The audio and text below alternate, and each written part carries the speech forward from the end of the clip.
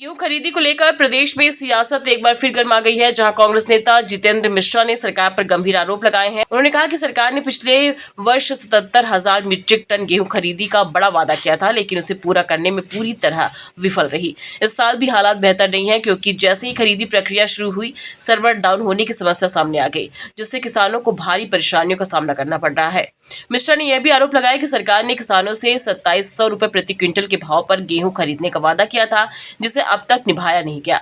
उनके अनुसार सरकार की मंशा शुरू से ही खरीदी करने की नहीं थी, लेकिन कांग्रेस के लगातार विरोध और प्रदर्शनों के दबाव में आकर सरकार को यह प्रक्रिया शुरू करनी पड़ी। वहीं युवक कांग्रेस की सूची निरस्त होने के मुद्दे पर उन्होंने स्पष्ट किया कि किसी भी संगठन में नियुक्ति की सूची पहले अनुमोदन के लिए भेजी जाती है और प्रक्रिया पूरी होने के बाद ही उसे जारी किया जाता है। उन्होंने भरोसा दिलाया कि जल्द ही नई सूची सामने आएगी। पार्टी ने पिछली बार भी आपने देखा 77,000 टन मीट्रिक टन का लक्ष्य रखा था, लेकिन खरीदी नहीं हो पाई। इस देश की, इस प्रदेश की जनता को गुमराह किया कि 2700 रुपये कुंटल में गेहूं खरीदेंगे।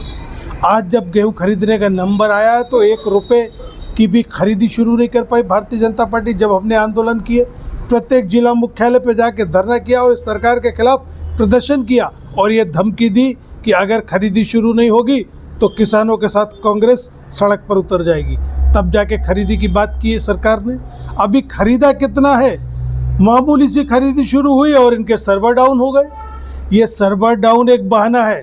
सरकार खरीदी से बचना चाह रही है, लेकिन हम उसके निर्धारित लक्ष्य को खरीदने पर सरकार को मजबूर करेंगे।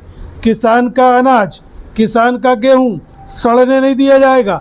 आज हम फिर सरकार को चेतावनी देते हैं, अपने सर्वर ठीक कर लीजिए और खरीदी सुचारू रूप से अगर चालू नहीं हुई तो कांग्रेस घर नहीं बैठेगी। कांग्रेस लगातार आंदोलन करेगी और किसानों के साथ कंधे से कंधा मिला करके खरीदी करने पर सरकार को मजबूर करेगी। इसलिए सरकार को चेतावनी है कि खरीदी में चाहे सर्वर डाउन हो, चाहे हाथ से मैनुअल काम करना पड़े, लेकिन सरकार को इस किसान का गेहूं खरीदना पड़ेगा।